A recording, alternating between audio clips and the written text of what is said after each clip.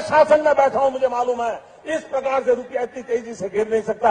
अरे नेपाल का रुपया नहीं गिरता है, बांग्लादेश की करेंसी नहीं गिरती है, पाकिस्तान की करेंसी नहीं गिरती, श्रीलंका की करेंसी नहीं गिरती। क्या कारण है हिंदुस्तान का रुपया पतला होता जा रहा है? ये जवाब देना पड़ेगा आपको। देश आपसे जवाब मांग रहा है।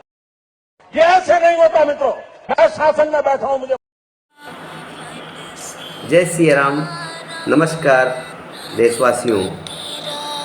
2014 से पूर्व गुजरात प्रदेश के मुख्यमंत्री के पद पर बैठे हुए वर्तमान प्रधानमंत्री श्रीमान माननीय नरेंद्र मोदी जी को यह पता था शासन में बैठे हुए कि रुपया इस तरह से नहीं गिर सकता। वे स्वयं 2014 से पूर्व अपने भाषणों में कहते थे कि नेपाल का रुपया नहीं गिरता, बांग्लादेश की करेंसी नहीं गिरती, पाकिस्तान की करेंसी नहीं गिरती, श्रीलंका की करेंसी नहीं गिरती। क्या कारण है कि हिंदुस्तान का रुपया पतला होता जा रहा है? वे स्वयं चीख कर पूछते थे और देशवासियों को कहते थे, और भारत देश की जनता की तरफ से तत्कालीन प्रधानमंत्री मनमोहन सिंह जी से ये पूछते थे कि देश आपसे जवाब पूछ रहा है, देश आपसे जवाब चाहता है कि क्या कारण है भारत का रुपया पतला होता जा रहा है। तो आज मैं भारत देश की जनता से, इस देश के प्रधानमंत्री नरेंद्र मोदी जी से ये पूछना चाहता हूँ कि अब आप बताइए, आप शासन में हैं पिछले 9 वर्षों से, क्या कारण है कि भारतीय रुपया पतला होता जा रहा है? केवल जुमलेबाजी से सरकार बनाने से काम नहीं चलता। देश में बढ़ती हुई महंगाई को कम करने का आपके पास कोई विकल्प नहीं है। देश में बढ़ती हुई बेरोजगारी को खत्म करने के लिए आपके पास में कोई कार्य योजना नहीं है। योजनाओं का नाम बदल सकते हो, शहरों के नाम बदल सकते हो, देश के अंदर अराजकता फैला सकते हो,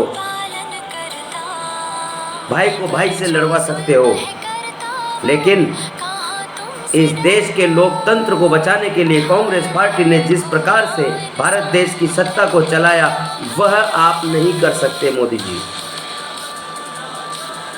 देशवासियों, आप सभी से करबद्ध निवेदन है, एक बार, केवल एक बार भारतीय राजनीति के अंदर से ये धार्मिक राजनीति हटा कर देखिए, आपको पता चल जाएगा कि कांग्रेस ने अपने शासनकाल में इस सुंदर देश को, एक लोकतांत्रिक देश को कितनी मजबूती दी है। और इस देश में पिछले 9 वर्षों से जो सत्ता जुमलों की बौछार करने वाली भाषण वीरों की सरकार चल रही है, उसने इस देश में क्या किया?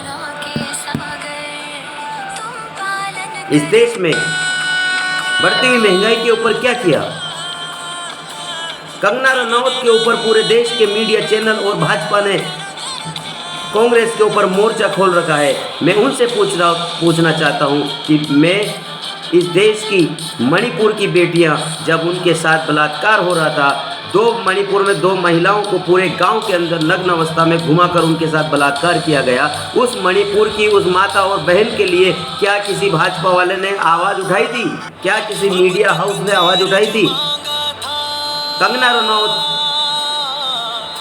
एक अभिनेत्री है, वह भी भारत की बेटी है। यदि उनका अपमान होता है तो गलत है, लेकिन मणिपुर की बेटी बेटी नहीं और भाजपा की नेता बेटी हो जाती है, यह गलत है। मैं इसका विरोध करता हूं और समस्त देशवासियों से मांग करता हूं कि इस प्रकार के भाषण वीरों, जुमलेबाजों की बातों में ना आइए और इस बार अपना वोट सोच समझ कर दीजिए, उसे दीजिए जो एक बेहतर हिंदुस्तान बना सकता हो, उसे मत दीजिए जो इस लोकतंत्र को खत्म करने पर तुला है। आप सभी को, देशवासियों को मेरी ओर से सादर जय श्री राम।